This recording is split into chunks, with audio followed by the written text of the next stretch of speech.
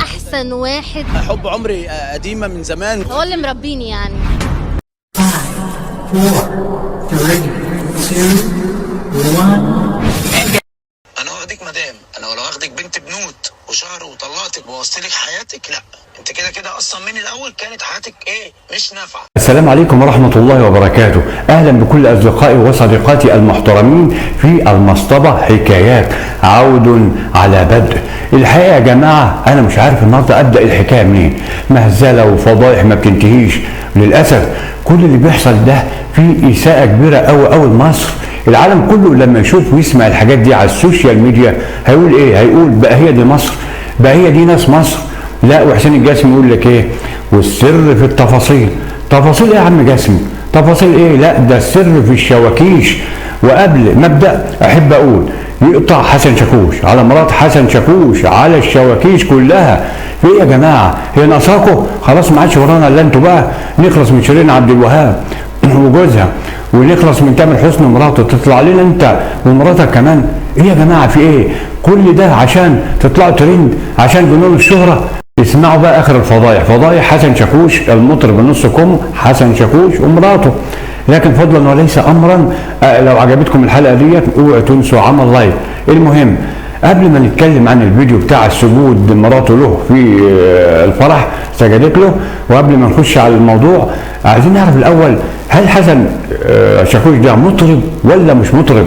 تعالوا دلوقتي لحظه نشوف مع بعض مطلع انت عمري هو بيغنيه حسن شاكوش، اغنيه انت عمري لام كلثوم. شوف بيغنيها ازاي. لا يعرف مزيكا ولا عارف اوزان موسيقيه ولا حتى مقامات ولا عارف اي حاجه. اسمع.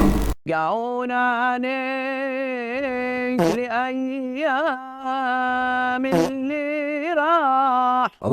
يا ساتر يا رب، يا ساتر يا رب. لا عارف مقامات ولا اي حاجه، ولا يعني بيغني سماعي. سيبك كمان المقامات والحاجات دي، لو طلع كمان ما بيعرفش يتكلم. ما هو امي لا يقرا ولا يكتب. اسمع بقول ايه، اسمع يا سيدي. عبستك ازاي يا دنيا وانت مش بستاني؟ عبستك ازاي يا دنيا وانت مش بستاني؟ مش فاهم يعني ايه اللطيف. نرجع تاني لموضوعنا. المطرب النص كم حسن شاكوش او الاله شاكوش رع، فبعد ما سجدت له الاخت ريم طارق بتاعه المدارس خريجه اعلام في صاله الفرح، بصوا كده معايا. واللي ريم طارق نفسها اعترفت بعد كده ان حسن شاكوش هو اللي اجبرها على السجود له في الفرح بحجه انهم يعملوا ترند يفرقع على السوشيال ميديا. ده كلام يا جماعه، ده كلام. والفرح ده اتكلف 4 مليون جنيه، ومحدش يسالني شاكوش جاب الفلوس دي منين، لان تاريخه المشرف هو واخوه في تجاره المخدرات، واللي هم اصلا من منطقه شعبيه عندنا اسمها بولاق. ده يجيب عن السؤال ده.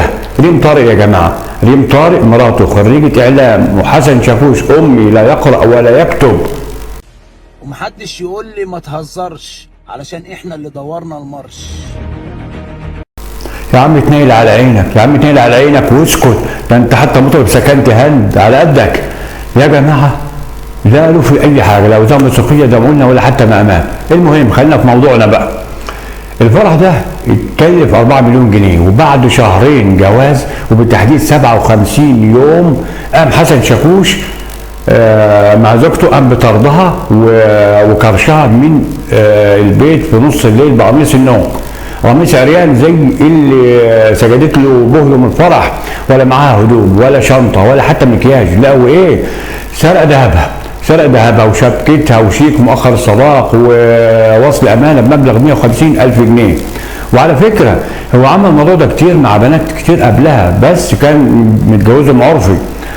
وبعد كده كمان راح حرر محضر واتهمها فيه بانها خدعته، وزورت في عقد الزواج بانها كانت بنت بكر وهي كانت متجوزه واحد قبله. وقال ايه بعد شهرين الاخ حسن شاكوش افتكر ان هي مش بنت. وطبعا طلع شاكوش كذاب بعد ما نشر صاحب زوجته ريم طارق مكالمه له بتبين وتوضح بالصوت انه كان عارف انها متجوزه قبله، وهو اللي اتفق مع المأذون كمان انه يكتب انها بنت بكر عشان شكله قدام جمهوره. وتعالوا نسمع مكالمه حسن شاكوش. انا واخدك مدام، انا ولو واخدك بنت بنوت وشهر وطلقتك ووصلك حياتك، لا انت كده كده اصلا من الاول كانت حياتك ايه مش نافعه. لا وايه كمان، راح حسن شاكوش لجوزها الاولاني اللي هو طليقها واتفق معاه ان هو ينشر اي حاجه عن العلاقه بينه وبين ريم عشان يمسك عليها اي ذله. وطبعا جوزها الاولاني ما صدق عشان يخليها تتنازل عن القضايا اللي كانت رفعها عليه بعد الطلاق. وطلع فعلا جوزها القديم بمنتهى الخسه والنداله وعدم الرجوله، وقال كلام لا يمكن انه يطلع من راجل محترم ابدا. قال ان ريم مصابه بمرض جنسي اسمه سآلية الجنسيه، وهو مرض خطير ومعدي ويمنعها من الزواج نهائيا.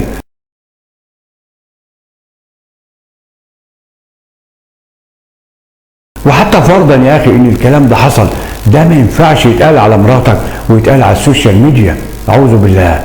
قال ايه كمان حسن شاكوش بعد شهرين جواز ما عرفش انها بنت الا بعد شهرين جواز. ليه؟ ما نامش معاها خالص.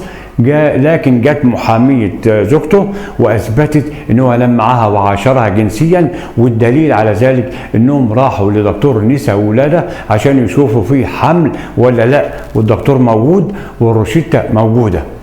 وزي ما شاكوش فضح مراته واتهمها بالنصب والتزوير في عقد الجواز بانها مش بنت وطلعت متجوزه قبله، راحت هي كمان وحررت محضر واتهمته فيه بسرقه ذهبها وشبكتها ومؤخر صداقها ووصل امانه بمبلغ 150,000 جنيه. وقالت انه ما طلعش راجل مريض جنسيا، واذا كنت انا مريضه جنسيا فهو اللي نقل لي هذا المرض نظرا لعلاقاته النسائيه المتعدده. والحقيقه يا جماعه ان شهره حسن شاكوش كمطرب رغم امكانياته المحدوده جت من اغنيه بنت الجيران. اغنيه جت كده نجحت بالصدفه وعملت ترند، كل حاجه فيها كانت حلوه الصراحه، كلمات لحن والفكره حلوه، لكن كان اوحش حاجه فيها هو الصوت. صوت حسن شاكوش يا جماعه صوته وحش، لا زي ما قلنا لا يعرف مقامات موسيقيه ولا اوزان ولا طلع حتى يعرف كمان عربي. المهم هنعتبر كده حسن شاكوش من المطربين اذا اعتبرناه مطرب يعني اصحاب الاغنيه الواحده، زي الواد اللي كان طلع كده من فتره وعمل اغنيه اسمها شيماء وعملت ترند وكسرت الدنيا. هو فين دلوقتي؟ اختفى، ما سمعناش عنه تاني ولا هنسمع عنه تاني. وده بيفكرنا برضه زمان كان في مطربين كده بس مطربين حقيقيين كانوا من اصحاب الغنى الواحده وخلدتهم، بس كانوا ايه مطربين اصليين، زي مثلا اغنيه احمد عبد القادر. احمد عبد القادر ده هو مطرب الذي لحن وغنى اغنيه وحوي وحوي وحوي بتاعت رمضان، وما غناش بعدها تاني ولا ظهر بعدها تاني. وعندنا عبد الغني السيد المطرب المشهور صاحب اغنيه البيض الاماره اللي بيقول في مطلعها يا بتاع التفاح، اغنيه مشهوره ما ظهرش تاني. والموسيقار الكبير محمد نوح مثلا اغنيه مشهوره جدا شد حيلك يا بلد مدد مدد مدد مدد في حرب 73 جميله وكسرت الدنيا، ما كانش فيه الا هي بتتغنى، برضه ما غناش بعدها عمل زيه، هي اغنيه واحده وخلاص. ولعل اشهر مطربي الاغنيه الواحده هو المطرب علي حميده واغنيه لولاكي لولا لولا لولاكي ما حبيت، لا الشمس تطلع لا لا لا.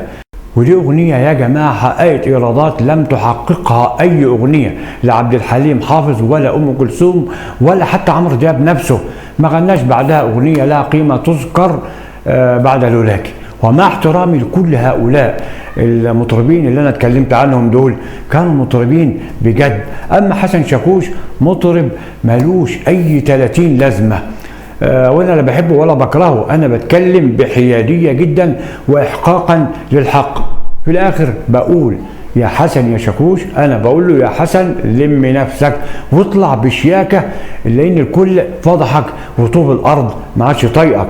وبقول لزوجته ريم طارق انت تستاهلي اكتر من كده لانك رضيتي تبيعي نفسك وتتجوزي واحد اسمه حسن شاكوش. وشكرا لكم.